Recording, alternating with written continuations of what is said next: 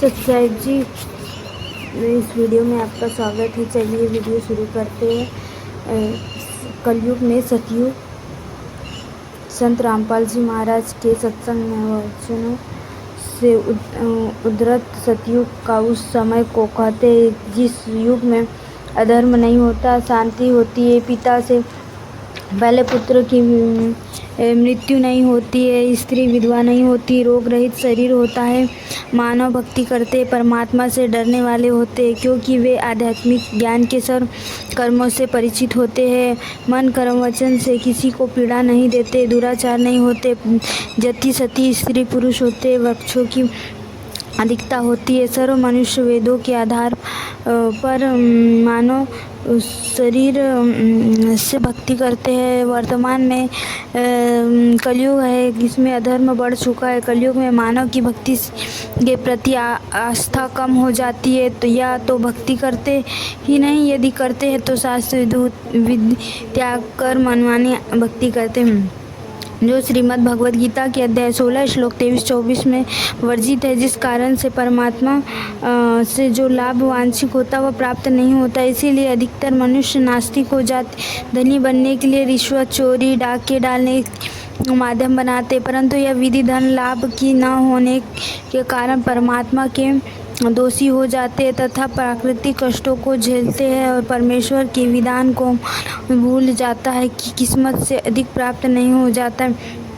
यदि अन्य अवैध विधि से धन प्राप्त कर लिया तो वह रहेगा नहीं। जैसे कि एक व्यक्ति अपने पुत्र को सुखी देखने के लिए अवैध विधि से धन प्राप्ति करता है, कुछ दिनों के पश्चात उसके पुत्र दोनों गुर्दे खराब हो गए हैं। जैसे तैसे करके गुर्दे 3 लाख रुपए खर्च हुआ। जो धन अवैध विधि से जोड़ा था वह खर्च हो गया तथा कुछ रुपए कर्जा भी हो गया। फिर लड़के का विवाह किया। 6 महीने की बस दुर्घटना में इकलौता पुत्र को मृत्यु को प्राप्त हुआ। अब न तो पुत्र रहा और न ही अवैध विधि से वर्जित किया हुआ धन शेष क्या रहा। अवैध विधि से धन संग्रह करने के लिए किए हुए पाप जो अभी भोगने शेष है, उनको भोगने के लिए तो जिस से पैसे ऐंठे थे उनका पशु गधा बैल गाय बनकर पूरे करेगा, परंतु परम अक्षर ब्रह्म की शास्त्र को साधना करने से भक्ति की किस्मत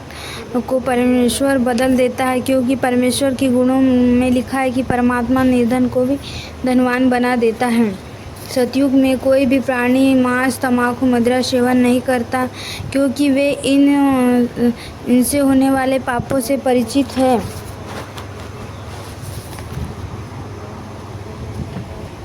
और होते हैं मांस खाना पाप है। एक समय एक संत अपने शिष्य के साथ कहीं जा रहा था।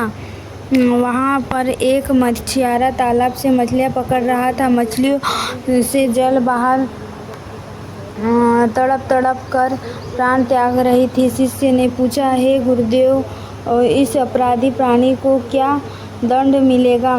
गुरुजी ने कहा, बेटा समय आने पर बताऊंगा। 4-5 वर्ष के पश्चात दोनों गुरु शिष्य कहीं जाने के लिए जंगल से गुजर रहे थे। वहाँ पर एक हाथी का बच्चा चिल्ला रहा था। उछल कूद करते समय हाथी का बच्चा 2 निकट निकट उगे वृक्षों के बीच में फंस गया। वहाँ निकल तो गया, परंतु निकलने के प्रयत्न में उसका सर्व शरीर छिल गया था और उसके शरीर में जख्म हो गए थे। उसके सारे शरीर में कीड़े चल रहे थे जो उसको नोच खा रहे थे। हाथी का बच्चा बुरी तरह चिल्ला रहा था। शिष्य ने जिसे पूछा कि हे गुरुदेव, यह प्राणी कौन से पाप का दंड भोग रहा है? गुरुदेव ने कहा है, यह मछुआरा जो उस शहर से बाहर जलाशय से मछलियाँ निकाल रहा था उस पाप का दंड भोग रहा है।